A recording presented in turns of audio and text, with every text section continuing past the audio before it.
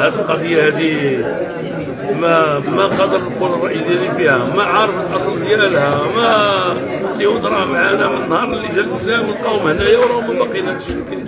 ولكن ما فيش شي ماركه الطقوس الدينيه. ودابا هذه حاجه اخرى. شوف المسائل الدينيه وقضيتها الى السيد وزير الاوقاف وجلاله الملك. كيفاش تجي الترشيحات على الناس الخارجيين؟ ان شاء الله حنا كنحاولوا شي محاولات اخرى. داك السي سمير رحنا له مشينا لعنده وقلنا له يجي معنا وبغى يجي معنا. يعني حيت كيراهن الاستقطاب المخرج. لا دابا الحزب سياسي باغي ندخل الانتخابات. مادام باغي ندخل الانتخابات زعما يعني لو